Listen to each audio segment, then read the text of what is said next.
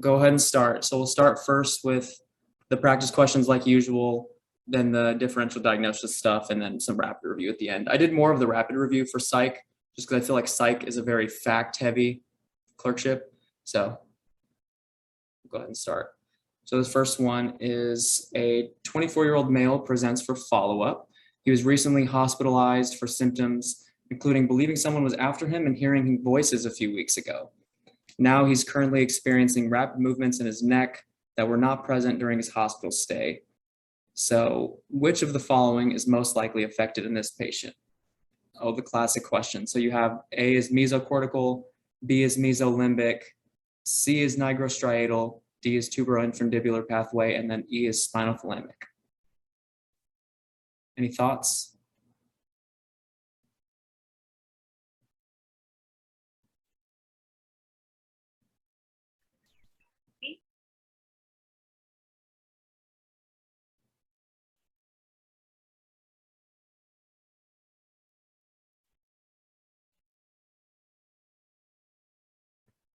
Okay, I see a C in the chat.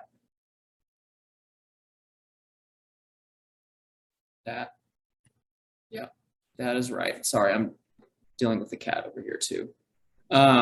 Yes, so I bolded the sort of things in the question that I was going after, and then yes, C was right, so good job. So rapid movements in his neck was the main thing here, and I think I have the next slide as an explanation. Yeah, exactly. So I feel like if you just break down, if it's hard to remember, if you just break down the suffix and prefix of each region, it sort of makes sense. So that's what I did here, and then sort of connected that with the symptoms. So for the region, for the first one, mesocortical, meso plus cortical is just middle plus cortex. So it's basically connecting everything in the middle of the brain to where the cortex is. And so the cortex is partially responsible for sort of your emotional response. So if you block dopamine, or if you lack dopamine in like a like schizophrenic patient, or in the case of an antipsychotic, you block dopamine, and so you get flat affect. So that's responsible for the flat affect. So if the question said, why is this person not have any sort of affect to his face and his motions are very flat, mesocortical would be the right answer.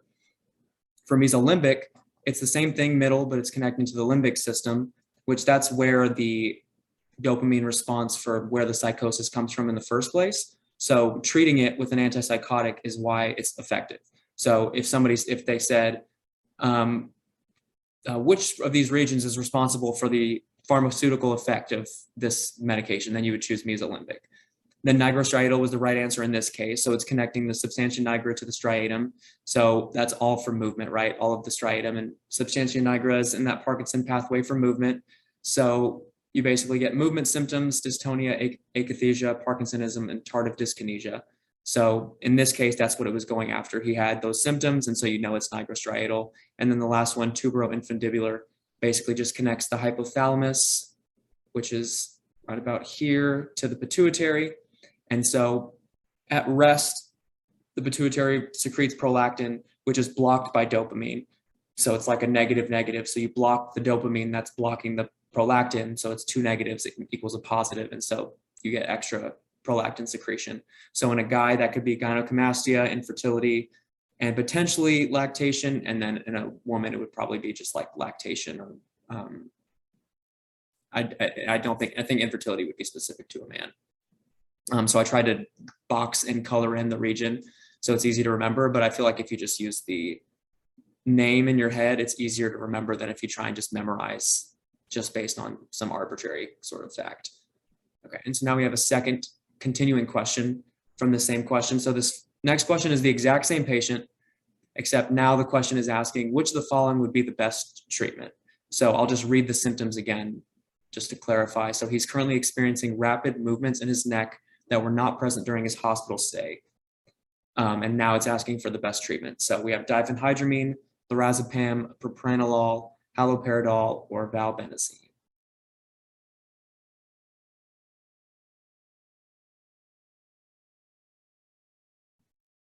Any takers?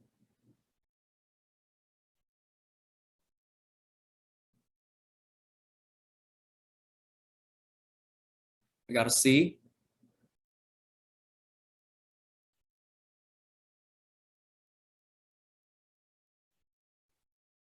And I can see, so I'll explain what I was going for, but I realize now my question was a little interesting, the wording. So let me click. So what I was trying to go for was diphenhydramine, and I'll talk about why in a second. I should have probably specified a little bit better. So let me go into the explanation here. So what I was attempting to go for was acute dystonia, but what I realized I did is by saying rapid, it kind of did sound like it was akathisia. So I see why you would put C. So acute dystonia, I think, is typically the fastest of the movement problems. So like hours to days. And I think I did say like hospital, let me go back, hospitalized weeks ago. Anyways, but typically it's just the sudden contraction. So I should have said like a sudden stiffened movement or something like that, which the question typically would, but obviously I'm trying to create my own question. So a little misworded there. But anyway, so the treatment is typically diphenhydramine. So if you remember that any of the first generation antihistamines can prevent the extrapyramidal effects of that happen when you use antipsychotics. But you can also use benztropine. So if you don't see that, you can pick that as a backup choice. For akathisia, I always liked to remember it in terms of the timeline too. So I'm like, okay, if it's a weeks kind of thing, I'm thinking more akathisia than if it was a dystonia, because a dystonia would have happened within a couple of days at least. And so that sounds different. That's like if I'm sitting here and I can't sit still, I constantly need to get up. The patient's in the room with you and they're just constantly standing up and walking around. If you've ever seen one of these patients in real life, they're just like, they never want to sit down. And so the two choices they'll give you are what were B and C in the last question, beta blockers or benzodiazepines. So when you pick between these, it's like that classic question where you use the hints they give you in the question to rule out like between the two.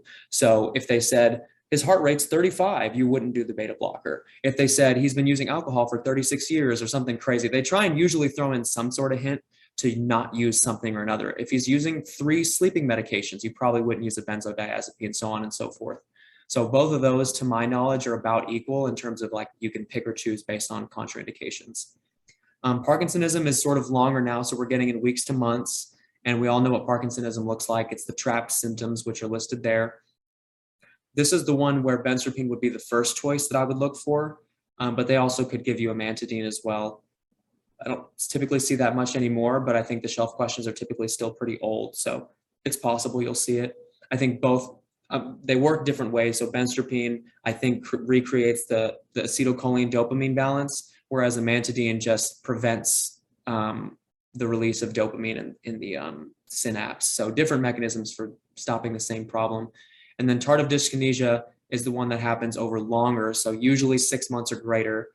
And it's the repeated movements. If you've ever seen like the lip smacking after years and years and years, usually of this. And then this is like the new drugs, the valbenazine or tetrabenazine. And I think the mechanism is also related to like release of neurotransmitters in the synapse, but beyond the scope of the shelf exam.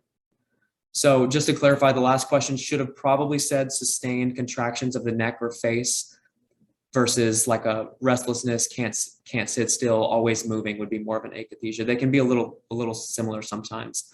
And tardive dyskinesia can also seem like dystonia, but for that, there'll be a huge timeline difference. So tardive dyskinesia, it'll be at least 6 months. Acute dystonia will be like 2 days ago or last week they were started on it. So usually you can tell by timeline.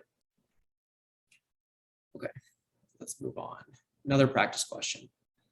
So 21-year-old male hospitalized after recent changes in behavior over the last week, which include being awake for 3 days straight, talking excessively about his newest idea because he believes it will make him the richest person in the world. And he's also yelling at his family.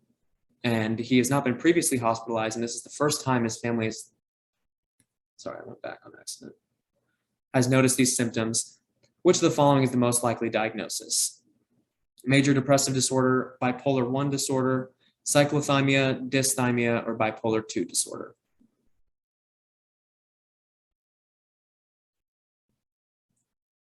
And again, feel free to put it in the chat. No harm if it's wrong, because again, my wording was vague because I was writing the questions quickly, because the point of this is not to get the questions right, it's to talk about the explanations afterwards. I see an E and I see a B, yeah. So that's the choice here. So I'll click forward real quick. Oh, B, yeah. So yeah, the idea was B, but E is also, obviously, they're very, very similar. So what I was going for here, I bolded the words that I was I threw in there to basically give you a strong hint that it would be B over E. The hospitalization and then the past week is hinting that it's been going on for a while, although past week could mean any time in the last week. But we'll get to the explanation here. So I think the first thing is always to just keep the definitions in your head. In psychiatry in general, this is all criteria, right? So they won't say he has 5 of this or 2 of this. You're going to have to count them up. But in some ways, it can usually be nice because you can give yourself pretty strong evidence whether or not you're right in picking the answer that you picked. So bipolar 1, you have manic episodes. Bipolar 2, you have to have both a hypomanic episode and a major depressive episode. And then cyclothymia is like neither depression, neither bipolar 2. It's kind of in between, but doesn't really quite meet the criteria. And then so we'll talk about the second part. So I always just try to remember it as in a simplest way as possible. So if it just sounded really bad to me, I would call that severe and I'd say it's bipolar 1. If they were in the hospital, I just stopped reading the question, it's bipolar 1.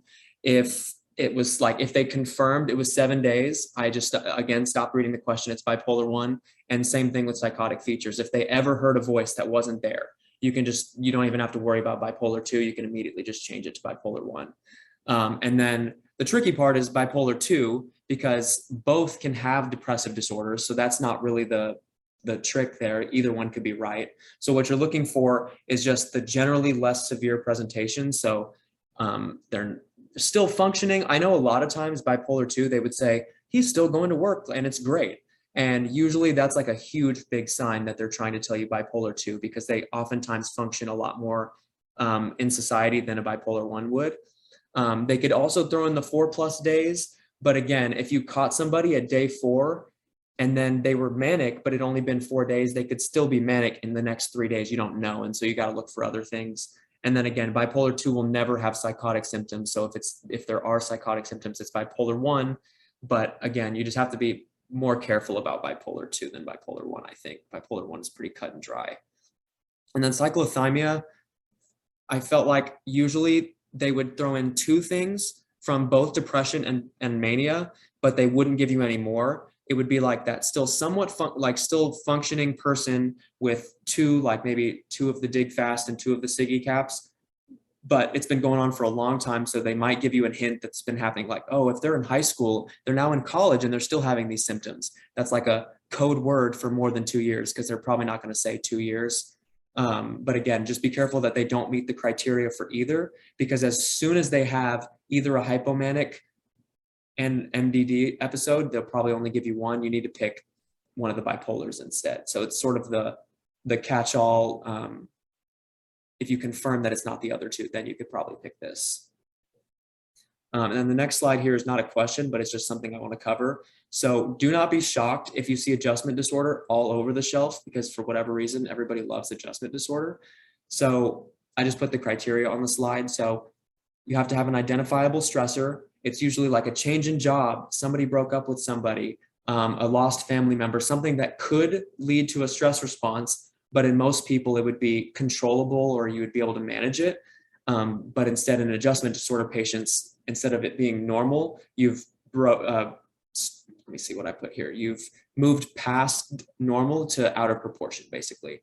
So it has to occur within 3 months of the stressor, and it has to last less than 6 months following the removal. So I just remember 3 to 6 as my range for adjustment. And then this is another rule out disorder. So if you are seeing 5 Siggy cap symptoms for an arguable timeline, then pick depression. But if it's like 3 depression symptoms and it's been like, whatever the case, like 4 months, and there was something that happened, they might not make it super obvious. They might at the very end of the question say, oh yeah, and their parent died 4 months ago. And the whole time you were thinking it's like sort of a mild depression thing. It can look a lot like depression. It can look sort of like generalized anxiety disorder, but it's to me, I have normal here on the left. I have a full-on psychiatric disorder like depression or anxiety on the right, and then adjustment disorder somewhere in the middle. So, and then the first line therapy or CBT or the psychodynamic psychotherapy. And then if that doesn't work, you can do SSRIs. So just wanted to throw that in there because there were so many questions that I've seen that were adjustment disorder. So always worth keeping that in mind.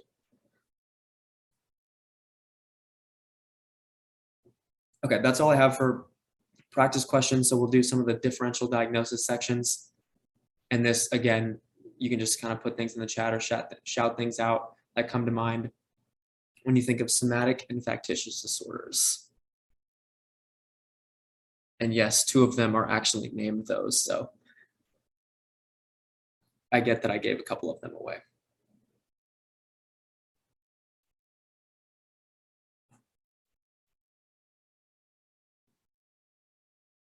Yep, that's one of the other ones, malingering. So we can go on because I know you've covered this plenty of times, but I just wanted to touch on it because I think the timelines are important, which will actually have a separate thing on the timelines. So somatic symptom disorder, the way I always think of it when I'm looking at a question, I'm like, how do I know it's somatic symptom disorder? So it's at least one symptom. They're overly stressed about that symptom, whether it's I go to the bathroom too much, my stomach hurts for no reason, something that just seems too vague to be an actual like physical disorder that's wrong with whatever organ they're talking about, and then 6 months or more. So it has to be going on for quite some time, is somatic symptom disorder. And so we'll compare that to conversion disorder. I put the AKA, so keep in mind they can call it different things on the shelf exam. The shelf exam is old, and so usually they call things by names that were outdated by 20 years. So functional neurologic disorder is another name for it. So conversion disorder is specifically neurologic symptoms, but you can't explain them by neurologic condition. So this is another rule out disorder. So if they're giving you clear signs that it's not conversion disorder, then take what hints they give you, because you can see neuro questions on the psych shelf. But if you are able to rule out like traditional neurologic disorders, conversion disorder is like somebody had a really big fight with their parent and then a 20-year-old and then their arm is numb or they can't move their leg. They're like really young to have a stroke, like a full hemiplegic stroke like that. And also in response to the stressor, it just seems a little odd. Then you can think conversion disorder. And then illness, anxiety. So these are the first 3 in the what I'm calling somatic disorders, meaning that there's a symptom or worry about a symptom. So illness, anxiety disorder used to be called like the hypochondriacs. And so usually there's either none or a mild symptom. So I remember, and then it's also 6 months. So I remember thinking this would always confuse me with somatic symptom, because if depending on how difficult or how severe they describe the symptom, you might think it could be either or, right? Because it's like mild symptoms still counts. And so I always would think of illness, anxiety as like basically if they were just constantly worried about, I felt like with illness, anxiety, they were constantly worried about some really severe condition. Like my stomach hurts, or I don't even have a symptom. I think I have gastric cancer. Somatic symptom, I always felt like they were worried about the symptoms, not the disorder. They usually weren't like, I think I have some crazy cancer. It's usually like, oh, my stomach hurts. So I felt like there was a huge dichotomy there where it was worried about the symptoms versus worried about the disorder, which the names kind of give it away, right? Somatic symptom disorder versus illness, anxiety. They're anxious about the illness itself, like some random illness that doesn't actually exist. So take that with what you will. I felt like that was helpful for me because those two seemed kind of similar. And then the factitious disorders are relatively easy to tell apart. So they're both intentional, but the difference is the goal. So factitious, the goal is something just intrinsic is what they called it. So whether that's to attention, for feeling like sympathy towards this person, whatever the case may be, it was to get something intrinsic to yourself, a feeling basically. Versus malingering, the goal is a secondary gain. So anything that's not intrinsic to me that I'm gaining, I think of as a secondary gain. So money, time, status, whatever the case may be, resources, anything that's an extra item that I gained that wasn't just feeling good about myself or you feeling pity for me, would I consider secondary gain. And then the other hint is malingering usually stops because if they got the money they were looking for, then there's no need to continue faking. Whereas factitious disorder, there's always this continued gratification of somebody feeling the empathy towards you that you can constantly gain. So it doesn't really stop. And then of course, factitious disorder can also be a thing that somebody else is doing. So the Munchausen by proxy, and it can also be something that I'm doing. So if my family member is putting something in my food to like sedate me because they don't want to deal with me, then I'm like constantly sedated. That would be a proxy. Versus if I'm putting something to make me want you to treat me to get something, basically that would be imposed on self. So do those make sense? Are there any questions or any things I can clarify? Okay, most of the psych stuff is pretty straightforward. I'm just trying to think of the ways that they can make it confusing. Okay, let's do the next one. Okay, so this is the one I was talking about earlier. So psychiatric disorder timelines. So it, to me, is super important to keep track of how long things have been happening in the question. I think there's oftentimes really subtle hints that they throw in there that can really help you if you're confused about this sounds like this, but it could be this. So I won't really ask about anything because this is a read my mind thing. I'll just sort of click forward.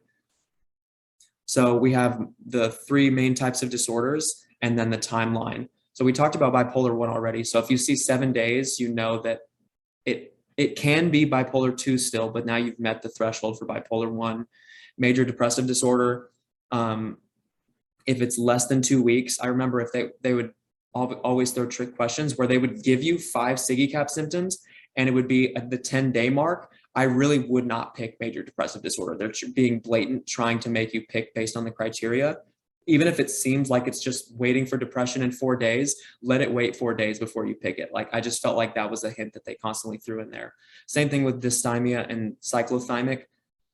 So we talked about cyclothymic. Both of these are 2 years. Dysthymia is just I think it used to be called like mild persistent depression. So it's just almost major depression, but not quite, like 2 or 3 of the symptoms, and it lasts 2 years. And cyclothymic is the same thing, but you add some of the hypomania symptoms. Those are 2 years. So delusional disorder for the now we're moving down to psychotic disorders. Delusional is 1 month or more. That one was usually pretty easy. They almost always gave you a month because there's not really anything that if it lasts less than a month, what would you pick? But again, I probably wouldn't pick delusional disorder if it's less than a month. They're usually, actually, I take that back. Sometimes they would say they've had this delusion for 3 weeks and then they would want you to pick it because it's obviously that. And I was always mad about that, but whatever. And then the 3 schizos, brief, schizophreniform, and schizophrenia. It's less than 1 month, 1 to 6 months, and greater than 6 months. But then keep in mind, I think for schizophrenia, you also need to have the cognitive, the decline over time, the progressive decline. I don't think you need that for the other 2, but those are the 5 psychotic symptoms, and then you just pick based on the timeline. So those are really, really easy if you know the timeline. Panic disorder, again, needs to be 1 month or greater. A specific phobia needs to be 6 months. And then again, the acute stress versus PTSD is less than 1 month versus a month. And on the shelf, the treatment can be tricky. So they'll sometimes throw both SSRIs and CBT for those. I would say that I would pick CBT first for both of those, if I'm being honest, on a shelf exam, and they gave me both. And then, but PTSD is the one time you might consider adding an SSRI. Typically, you don't use it for acute stress disorder. I know I've seen old shelf questions where they do ask you that. So if you do see an SSRI for either and there's no CBT option, then I would pick an SSRI, but I would pick CBT first. And then again, we talked about adjustment disorder, and then generalized anxiety disorder is also 6 months. But the main point of this was just to keep in mind the timeline. Even if they don't say for 10 days, if they say throughout college and he's a senior in college, you know that's 4 years. If they say his trip 2 years ago, he was normal, but now he's this, you can kind of fill in the gaps about the timeline. Psych is one of those things where the timeline really does matter. So, okay, on to the next one. So defense mechanisms, you guys have covered this so many times. I think they're relatively easy. If you want to put any in the chat, you can, or I could just click through. I more just wanted to touch on a couple of confusing ones / a couple of ones that I thought were interesting. Okay, we'll just go through. So remember, the mnemonic for the mature ones is SASH or Sasha. So sublimation, altruism, suppression, and humor. And I won't read through all of these. I just put suppression on here because there's an immature defense that sounds very similar. If you think of suppression and repression, they sound very similar. So suppression is me consciously postponing my thoughts. So I'm worried about a test, so I say I'm not going to think about that. I'm choosing to not think about that. Versus repression is like, if you think about repressed childhood memories, like everybody talks about that, they're not actively forgetting their trauma, they just happen to have forgotten it. So you ask about some trauma they had as a kid and they can't remember. So conscious versus unconscious. So suppression, me not thinking about the test that I'm worried about, is mature, versus repression is considered an immature defense. And then the other two are intellectualization versus rationalization. So they both are using thinking, but I feel like rationalization, they emphasize that I'm trying to justify my behaviors. So yeah, I hit somebody with the car and didn't leave a note, but they looked like they were rude anyways. Like whatever justification that I'm using to justify what I did, versus intellectualization is rational thinking that is not relevant at all. It's not trying to justify it. It's literally just to distract me. So they always use the example of disease statistics, like when like a family member passes away, like the person who became an expert on colon cancer when their family member passed away. I feel like that's the best example of that. But one or two of these could pop up. I feel like in the context of, it'll be pretty easy. It'll be like in one of these examples, and then they'll just say, which one is it? There's not really harder ways to use these questions that I've seen. Okay, moving on to eating disorders.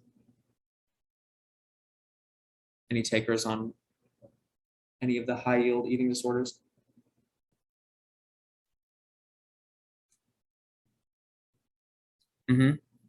Binge eating. Yep, anorexia. Yep, exactly. There's a couple, I'll flip to the next slide. There are a couple that are less high yield that I can talk about, but these are the three that I always felt like were useful. And then I had an extra tip here. So we'll talk about the primary features first, and then how to differentiate, a little bit about treatment, and then the helpful tip at the top. So binge eating disorder is exactly what it sounds like, recurrent binge eating. They'll make it sound very abnormal to tell you that it's not like a normal amount of eating. Anorexia, the primary feature, is low BMI. And so that's less than 18.5. I think that's the 10th percentile, which I think in a kid, they might say a percentile or something instead of the actual BMI, because the BMIs can be kind of different in kids. And then bulimia, the primary problem, or the primary feature, I should say, is the compensatory behavior, whether that's dieting, exercise, like starvation, whatever the case may be. It'll be excessive, not like I ate, so I'm going to walk on the treadmill. If they say that, you can just say it's either binge eating or just normal behavior. So it will be excessive. And then so the way to distinguish them is binge eating has normal weight and no compensatory behavior. So it looks just like bulimia. It's recurrent binge eating with normal weight. And the difference is I don't vomit, I don't forcibly vomit or use laxatives or whatever the case, exercise excessively. I don't do any of those things. So it's just eating and you're still normal weight, which makes sense, right? If you binge ate, but you didn't purge or starve yourself, you would struggle to not be normal weight. It's just kind of how it works. Versus anorexia versus bulimia has the compensatory behavior, as we talked about. And then anorexia is tricky because you can have both the restrictive and the binge purge type. But again, the key is the BMI. So if you see a BMI of less than 18.5 in a setting of an eating disorder, you know it's anorexia. Even if they throw on vomiting, you don't have to stress like, oh, I see the peritonitis and all these other things. I think it might be bulimia. You can just use the BMI, and it's so much easier that way. And so the tip I put at the top here is the BMI tip I used to use. And I've occasionally found this helpful. So it's like a quick and dirty way that if they give you vital signs, you can just calculate BMI. So it's just weight over height squared times 703. Because the vast majority of questions, they give you a BMI or vital signs, but they may or may not give you the BMI. And for an anorexia versus bulimia question, you basically have to have the BMI to be able to distinguish those two. Otherwise, you're just guessing. So I thought that was helpful. Whether or not you want to use that is up to you. Treatment for binge eating disorder, CBT, SSRIs, and then the lisdexamfetamine. Keep in mind for anorexia, you can treat with nutritional rehab and CBT, but look out for basically instability. So if their BMI is crazy low, less than 15, their vitals are super abnormal, whether that's tachycardia, like extremely low blood pressure from being dehydrated and lack of food. Check the potassium again, especially if they're vomiting or having diarrhea, they might have a really wildly different potassium. And then if there's suicidality. So if any of those things are true, you hospitalize first. So again, this is a fine line. You have to go through a checklist in your head of, you see an anorexia patient and they're asking you about the treatment. You have to double check for all of the things that would consider hospitalization. And then they may or may not throw olanzapine, the second gen psychotic that can make you gain weight as a way for refractory anorexic patients. And then bulimia is again CBT or SSRIs, just like binge eating disorder. So again, anorexia versus bulimia, use the BMI, and binge eating versus bulimia, use the compensatory behavior. For the most part, that'll get you these questions right. There's also rumination disorder. So that's where you chew on food, you swallow it, and then you basically regurgitate it. So rumination being like you're constantly chewing. And so if they describe some weird thing where somebody is just re-chewing their food, that would be rumination disorder. Keep in mind that I'm thinking of other sort of eating problems. In patients with trichotillomania, if they eat hair, you can have a small bowel obstruction from eating your hair. So that's how internal medicine can connect back to yourself. I think those are most of, there's also, I forget the name of it, but there's also a disorder where you don't like the consistency of your food. And that's different than all four of the ones I've talked about so far. Someone might have to quote me on the name for that, but there's a disorder, but it's basically like the consistency of the food you don't like, so you don't eat. So it's like starvation, but it's not anorexia where you're obsessively concerned about your weight. You're more just concerned about the food itself. So I don't know if I've ever seen that on a shelf exam, but it's there. So, okay. Moving on. So social isolation. So anybody have any ideas for the disorders that the people are kind of by themselves and then you have to decide which one is which?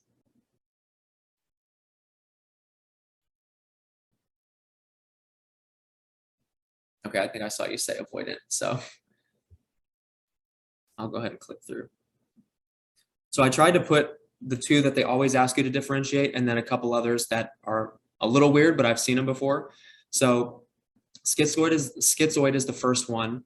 So the way that each of these has like sort of that quotation mark to describe them. So schizoid is like the loner. So it's the cluster A. So it's in the same cluster as schizotypal and paranoid. So you have social withdrawal, and it's almost on the spectrum of the schizophrenia. I think that's probably why they threw the name schizoid in there. So you might have limited emotional expression, but the main hint is that they are content with it. So if you saw a schizoid patient in your office and you ask them and they say, oh, I don't have any friends, I haven't seen anybody besides you in like 20 years, they are perfectly content with that. They are not concerned. They'll actually probably resist if you try and get them to talk to somebody else. So it's the exact opposite of the next one, which is avoidant. So that's cluster C. So this is in the shy group. And so I think avoidant has been described as the fearful, quotation marks. So again, social withdrawal, but instead of like the flat, almost schizophrenia affect, you'll instead be hypersensitive to rejection. So like if an avoidant person was in public and got criticized, they would take that like extremely hardly, basically. And the other hint is the exact opposite of schizoid. So they are not content with social isolation. They desire relationships. They're stressed about the fact that they don't have a lot of people they're close with, but they just really struggle to form those relationships because they're really worried about rejection. The next one is social anxiety disorder. And I put this on here because I've seen one where they try and make you pick between avoidant and social anxiety. So it's similar, it's anxiety in social situations, but the primary fear or motivation is embarrassment. So I'm worried about like, if I go and talk on stage, I'm afraid that I'm gonna like spit when I talk or drop something, or basically people are gonna laugh at me, as opposed to they're gonna think I'm like rejection is the more prominent feature in avoidant. And then the other hints, so social anxiety disorder is, again, it's an anxiety disorder. I think it's a 6-month thing, but avoidant personality disorder is a personality disorder. So usually they'll give you like a 5-10 year history of this person that doesn't make friendships, really wants to, but is really stressed about being rejected, versus this person who either doesn't like going on stage because they're afraid of embarrassment, or doesn't like making new friends because they're afraid they're going to get laughed at, or whatever the case may be. But keep in mind that the primary fear is different, and then the timeline, the pervasiveness is also different. And then the last one is just sort of a one-off random thing. So hearing loss in an elderly patient who is constantly repeating stuff, they talk loud, and they haven't seen anybody in 10 years. It can look like dementia. It can look like social, like whatever the case may be. They've been avoidant all this time, but in reality, they just can't hear. So just check their hearing. Don't forget to check hearing if it seems obvious enough. The first three are probably the highest yield on the psych shelf. I just thought hearing loss was a tough one whenever they look like one of the first three. Okay. I think this might be the last of the differential ones. So we have dementia syndromes. Yes, there probably will be dementia on your psych shelf if I had to guess. Any takers? And when I say dementia syndromes, I mean things that can look like dementia, even if it's not dementia. Yep. Alzheimer's.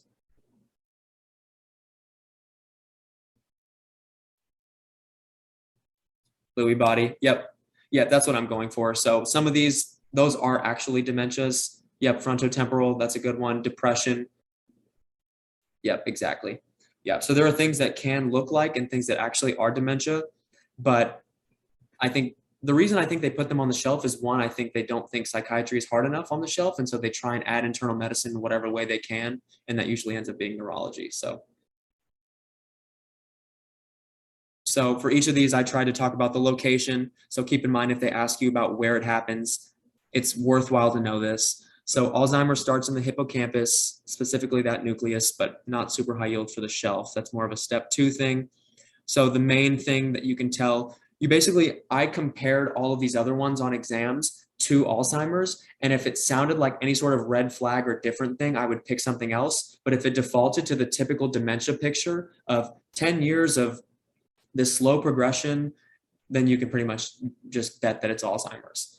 So yeah, depression is also called pseudodementia. So there were 3 things I think I used to differentiate them. So depression happens faster. 2 weeks is a lot faster than a 5-year timeline. And then the patient may be concerned about their symptoms. So a dementia patient, an Alzheimer's patient typically is trying to avoid talking about their symptoms because they're trying to sort of relive where they were in the past and they don't want anyone to know their symptoms. Versus a depression patient, they feel significantly down. They're like, doc, I don't feel good at all. I feel so different than I normally do. So that can be different. And then keep in mind, if they've had episodes of depression before, that might be a hint that this is another depression episode. So those are probably the 3 things I would use to pick depression over Alzheimer's. Vascular dementia, the location varies based on the region, obviously. And then keep in mind the stepwise decline. And they always say that on UWorld, so I'll just talk about it. Whenever I think of the stepwise decline, I think they're looking for large jumps from good to bad to really bad, as opposed to just constantly progressing downwards. And so I feel like the best way they can do that is they'll tell you 1 year ago, he had trouble with this. And then on this day that he basically just fell off the like completely drastic based on a day change, versus dementia will be like slowly, like a month ago he did this. And then yesterday it was like this. It'll be like today it went from bad to worse in a day. And that timeline does not fit with Alzheimer's. But again, keep in mind, they could add focal neurologic deficits. That would be a great hint if they threw that in there, right? If they said, oh, he also has trouble walking, or his left hand has been numb for a long time, or he still hasn't regained all his vision back. That's a big hint that the strokes are enough to cause dementia at that point. And then I said plus or minus vascular disease. So they'll probably give you vascular disease regardless. So it's not like a choose it because of this, because a ton of people in their 80s have long-standing vascular disease. Lewy body dementia, alpha-synuclein deposits throughout the cortex. That's in contrast to Parkinsonism, where the deposits are in the basal ganglia. So in the cortex, you have more of the emotional problems, right? Because the cortex is, like we talked about earlier, is responsible for emotional responses, versus the striatum and basal ganglia is responsible for movement. So that's how you can tell the 2 apart based on where the deposits are located. So visual hallucinations, again, because part of the cortex, most of the cortex is responsible for your vision. And then it's like the later they develop Parkinsonism features. So it's supposedly usually after 1 year of having a dementia, a Lewy body syndrome, do they develop Parkinsonism. But they may or may not make that clear in a question. Huntington's disease, the location is the caudate nucleus, which is also in the basal ganglia area. But the hints will be family history. But again, it's a trinucleotide repeat disease. So it goes from a 60-year-old dad to a 40-year-old son to a 20-year-old grandson, so on and so forth. severe mood disturbances, and then abnormal movements. Again, because this is where the basal ganglia is, you're going to have lack of control of your movement. So you can have the flailing arm or the movement of both arms or whatever the case may be. And then frontotemporal dimension, you can basically just use the name. Frontal is where we make all our decisions. So they'll have decision-making issues. So they'll be doing ridiculous things that normal people wouldn't do, like just inappropriate behaviors, making gestures in public, so on and so forth. And then temporal is like language and sensory problems. So they could have some type of aphasia, so on and so forth. So the key there is the strange behavioral changes. So again, I just compare most of these to Alzheimer's. If it doesn't look like that typical slow yearly decline, then look for something else. I know it's not always this obvious, but on the shelf, they usually make it a little more obvious than on like a UWorld question. So, and then keep in mind more for the USMLE exams, like the STEP exams, that they still very much will ask you about the location. So even in a vascular dementia patient, they'll say like, oh, like it's clearly a vascular dementia patient. And then they'll say, based on the focal symptoms, where was the stroke located? And they'll just try and trace it back to the region that's affected, and so on and so forth. So that's why I bolded most of the locations, because they're worth knowing. And it gives you a hint into why the disorder is happening in the hippocampus, because a lot of our our recent memory is in the hippocampus. So it makes sense why Alzheimer's starts there. So you can trace back what is happening in the disorder to where it started. Okay, I think we're on to the rapid review. So I'll just click through these, and then you could just kind of put in the chat or answer with what you think. So recently treated for refractory schizophrenia and now has fever, cough, and chest infiltrates. So this is going through side effects. So is there any medication that jumps out at you with this one? Any medication and then a side effect of that medication? Yep, clozapine. So that's the one, agranulocytosis. You can also have myocarditis. You can also have seizures. So this is the one that before anybody starts on it, they do a full workup, right? So they're always going to check a CBC before they start this, like you've probably seen in the inpatient unit. Next one, so recently treated for bipolar and now presents with weight gain and constipation. So there are two parts to all of these questions, right? There's the disorder they're being treated for, and you can get a general differential for what drugs they could use, and then you see the symptoms and narrow it down. So weight gain and constipation. Yep. Lithium. Keep in mind, hypothyroidism is probably the highest yield one, but if they're feeling rude, they can ask you about hyperparathyroidism. So it's the exact opposite. It's hyper instead of hypo, but there'll be a calcium problem. So keep that in mind as well. Seizures after beginning smoking cessation therapy.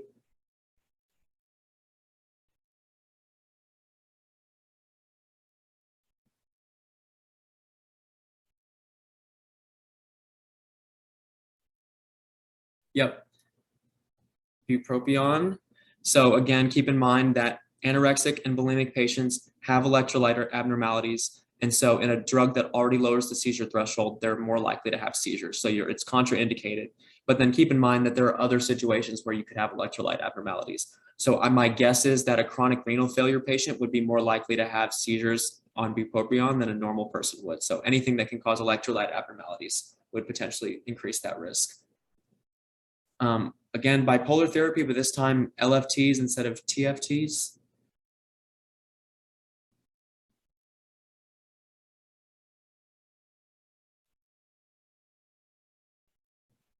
Yep, valproate.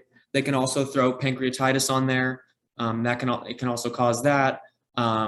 Most of these in the anti-epileptics can cause neural tube defects in general. So that's another one they can ask. It's not on here, but the lamotrigine, so Lamictal, I think is what is the brand name, can cause like the rash or the diplopia as well. I've seen the rash plenty of times. So recently began treatment for depression, but now you've worsened their hypertension.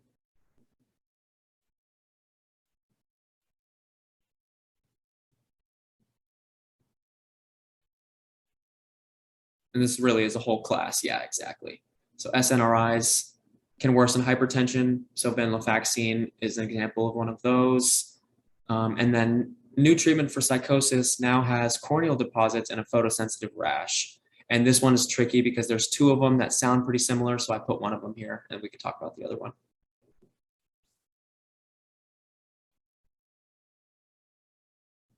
Yeah, so those are the two. Those are the two. So chlorpromazine. So I'm trying to think how I used to remember this. So chlorpromazine is the low potency first gen antipsychotic is what I was going for here. But thioridazine is also causes similar symptoms. So I think if I remember correctly, I think I used the C for corneal deposits. So chlorpromazine has a C, so does corneal deposits. And then chlor sounds like color, and it's in the Sketchy video if you watch Sketchy. And color makes me think of rash, and so I always used to use that as why you would have the rash. Thioridazine, I believe, is retinal deposits, so you wouldn't be able to see it on the front of their eye. You'd have to look in the back of the eye. So I don't know if that helps, but I think that's what I used back in the day to remember these two. Okay, moving on. This is a little bit of peds psych, since we haven't talked about that yet. So what about a patient that has irritable mood and argumentative behavior for 6 months or more?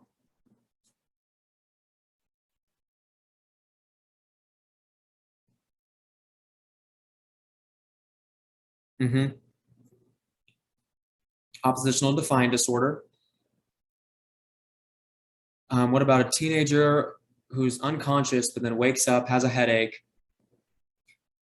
Sounds like they're doing some sort of drug, but it resolves super, super fast. Like they fell asleep, woke up, and they were fine, but they have a weird rash on their mouth specifically. It sounds unlike really anything else. It's just one of those things you have to have seen it to get it to know this. Yep. Inhalant, exactly. So I think toluene is the one that they might use. I think that's in like, it's one of the like car chemicals. I can't remember which one it is, but it can also be like glue if they use like sniff glue. So next one, difficulties communicating, repetitive interests, frustration when you take away. So they're always playing with the same toy, but then they're frustrated when you take away that toy, like even if there are plenty of other toys around.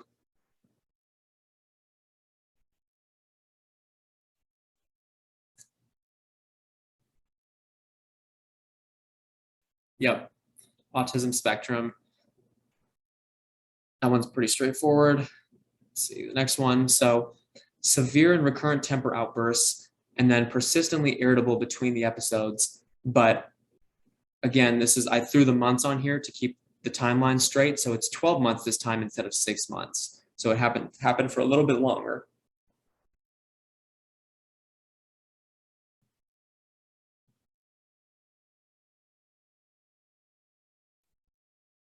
Yep. Disruptive mood dysregulation disorder. And so I don't have this on the slide, but there's another disorder that sounds really similar to this, intermittent explosive disorder. So it looks exactly the same as DMDD. The only difference is DMDD patients are persistently irritable between the episodes. So they'll have a huge temper explosion. And then even when the episode is over, they'll be super irritable, like still angry. Intermittent explosive, as soon as the episode is done, they're super regretful. They feel so bad about what happened. They're not irritated. They go completely, it's almost like they just let off a pressure valve and the pressure was gone and they're fine. So DMDD will not look like that. They will still be irritable between the episodes. That's a huge hint. I don't see an intermittent explosive on there a lot, but it's like a huge, huge hint that they're going after DMDD if they say persistently irritable. So impulsive decisions, lack of attention in 2 locations for 6 months. Again, I'm throwing the timeline on here so you keep straight how long it is. So that one's pretty straightforward. So I'll go ahead and click through. That's attention deficit hyperactivity disorder. So this is one of the ones I just used the name. So attention. So you look for something that's related to attention. And then the hyperactivity, you look at something that's related to being overly active. And then it has to be in 2 locations. I think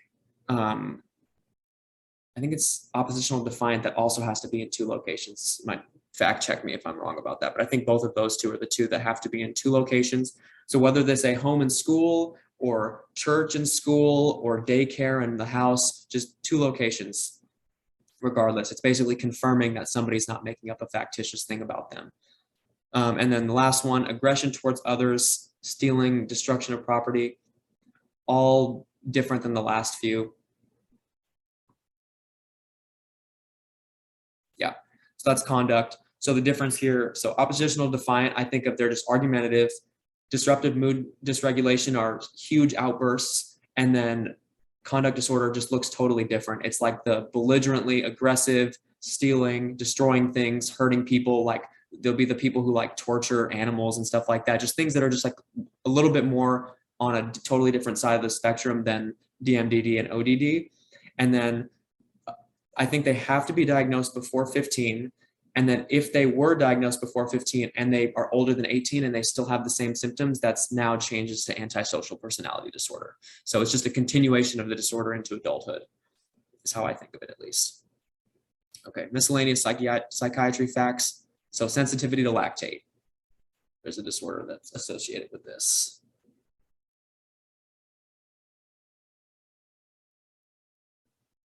And these are just random. Yep, panic disorder. So I just think of lactate as a metabolic byproduct. So it's like something that happens when you're like exercising a lot or you're super stressed. And so in somebody who has a panic disorder, I can imagine that a metabolic byproduct. I just always thought of it that way. Whether or not that's true or makes sense, you decide, but that's always how I thought of it. We talked about this one. So this is conversion disorder, but it's the Labelle indifference. So you don't have to have that to diagnose conversion disorder, but it's just sort of a classic buzz phrase, because if somebody came in with a stroke and their entire right side was paralyzed, they usually will be concerned, like really stressed or worried. But if somebody comes in with that same presentation but doesn't seem to care at all, it's usually a hint that it's conversion disorder. Psychiatric patient with increased amylase. There are a few things that you can have increased amylase, but in a psychiatric patient specifically.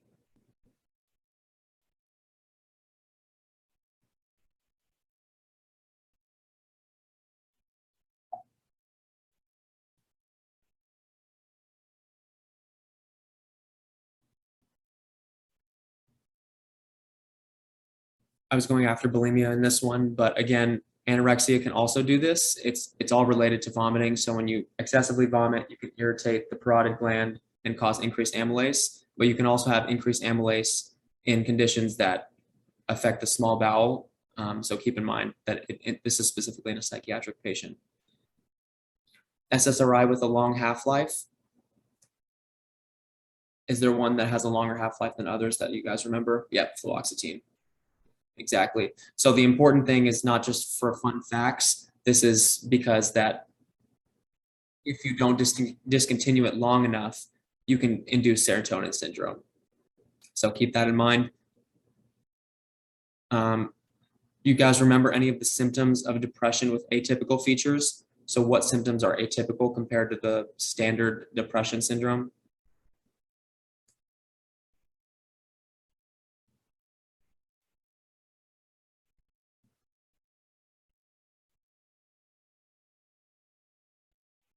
Yep, increased sleep, increased appetite. Exactly. So hyperphagia, hypersomnia, mood reactivity, I believe is just basically where you say something and their mood drastically improves for a little bit. Leaden paralysis, where your limbs feel like they're overly heavy. Sensitivity to rejection. So I always used to think of these, that these are the opposite of typical depression. So typically depression, you don't sleep very often, aren't eating because there's no interests basically. So atypical meaning that it's very different than the typical depression picture, but it's sort of a sub syndrome under depression. So random conditions with psychiatric symptoms. Psych symptoms, but they have neuropathy, abdominal pain, and dark urine. These could very well be on there. They like to test internal medicine and metabolic related syndromes on psych.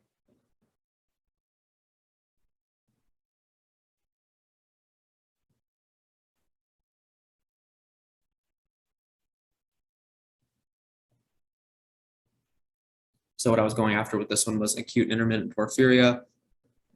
So that's, if you just remember the 5 Ps, these are pretty easy. So it could look like a psychotic disorder, but keep in mind, once you see really abnormal physical symptoms, think of something metabolic. So if you see dark, really dark colored urine and nerve problems in a psychotic patient, think of acute intermittent porphyria. We talked about dementia already, but a rapid onset dementia with myoclonic jerks and sharp wave complexes. So if you look up what sharp wave complexes are, it just looks like this low baseline and then a large wave, basically, is how I think of it. Yep. CJD. That's the one where you basically have the alpha helices turned into beta pleated sheets. So good. High fever, severe muscle rigidity, and autonomic instability after starting antipsychotic therapy.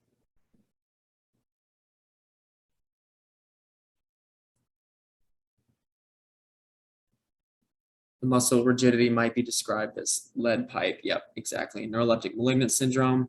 So the steps in treatment is you stop the antipsychotics. This, to me, I think of it as you hit them with such a high dose of an antipsychotic that instead of just having movement problems, you've instead basically, I think of it as contracting your muscles so hard against the inability to move that you start breaking down muscle and so on and so forth.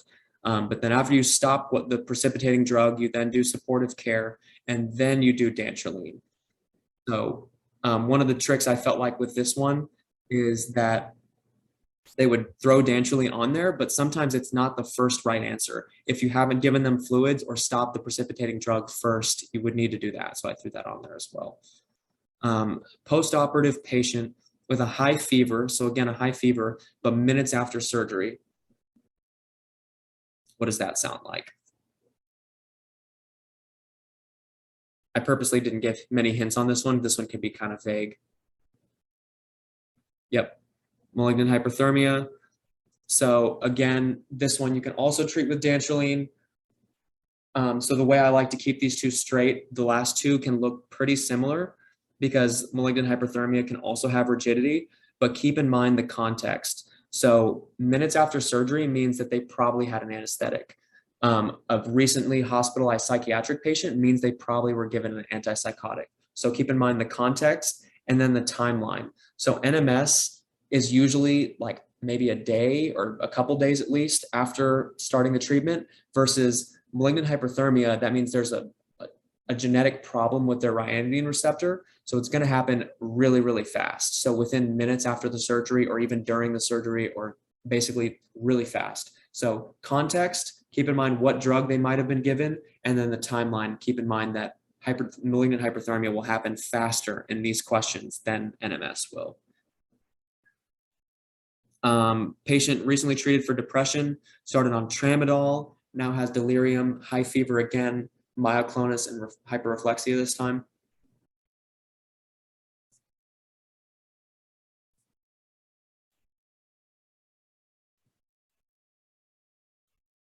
Yep, serotonin syndrome. So this is the one that you treat a little differently. You use cyproheptadine, which I believe is a variant of an antihistamine. The reason I threw tramadol is keep in mind, tramadol is not one people always remember, but it does have serotonin acting properties. So if somebody who's treated for depression has one serotonin drug, usually if you throw a second or third serotonin drug, they're trying to give you a hint that it's serotonin syndrome.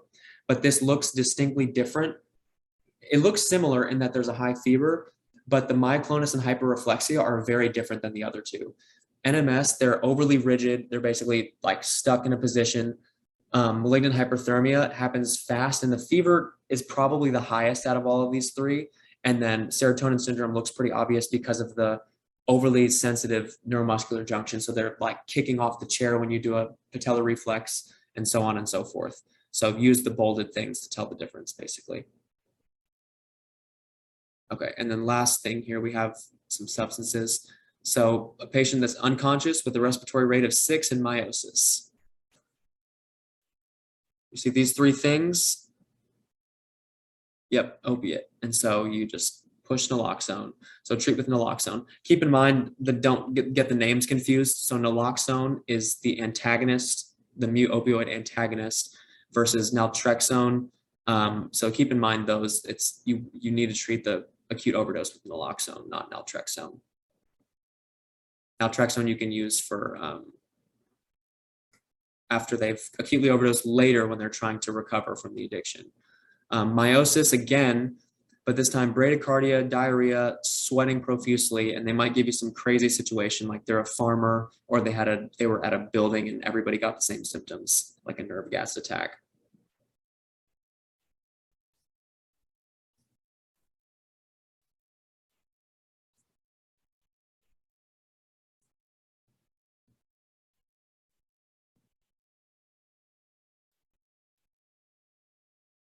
So I was going for, yep, organophosphate. Acetylcholinesterase inhibitor poisoning or organophosphates.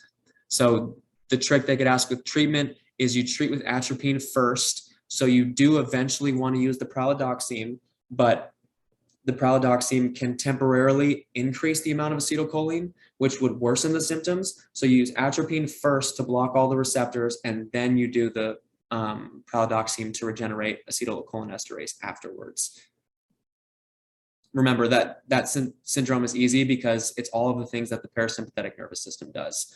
So shrinkens the pupils, slows the heart down, causes your bowels to move, so on and so forth. The dumbbell symptoms. Agitation, meiosis, and nystagmus. You can see slight variations in this, but if they say this, they're going after something in particular, substance-wise. Yeah, PCP. So I used to think of it back in the day as soon as somebody who was on a substance seemed overly aggressive, I would just immediately pick PCP. But they're starting to throw other hints like nystagmus is pretty clear because sometimes a cocaine patient could be aggressive. But then if they throw meiosis, it's exactly the opposite of what would happen with cocaine. So PCP can sometimes cause meiosis, but don't be confused if they do throw pupil dilation. Sometimes they say that. Don't worry about that. Just see if you see agitation and nystagmus, you can feel comfortable picking PCP, even if you don't see the meiosis. But I think I've seen that as a hint on exams before. Confusion, flank pain, hematuria, anion gap, calcium oxalate urine crystals.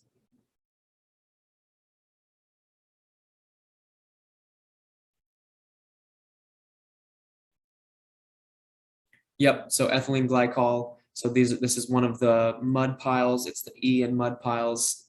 So it will cause an anion gap, but it's directly nephrotoxic.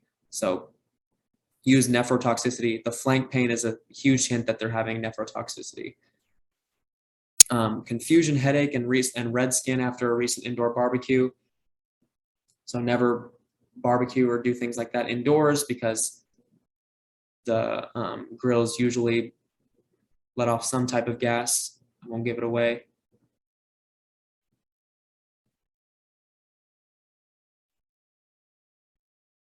Yep, carbon monoxide.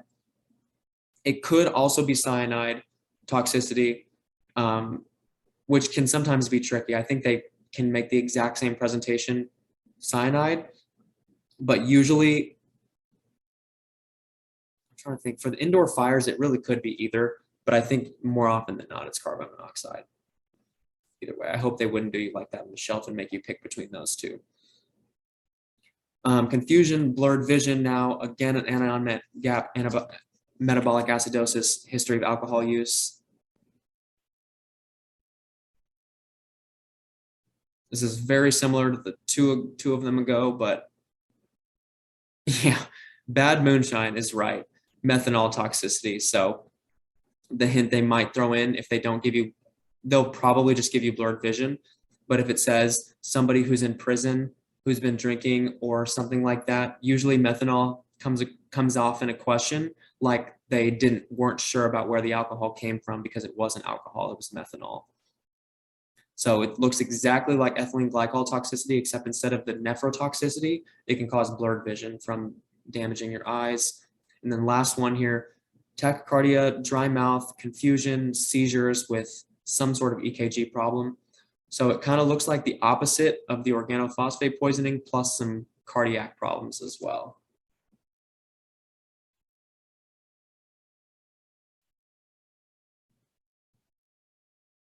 Yep. Tricyclic antidepressant toxicity. So remember that if the QRS widens to more than 100, you need to treat with sodium bicarbonate. That'll be easy points if you see that. But if it's not widened to that point, I think they would want you to go with supportive treatment first. But the main thing that they're going to go after on a shelf exam is that the QRS is widened, you then need to do sodium bicarbonate. So these substances and then other internal medicine related things, if you've had that in the recent past, are sometimes on the psych shelf. I think they try to make it harder on purpose. So I try to cover some of those to hopefully help with that. But that is everything that I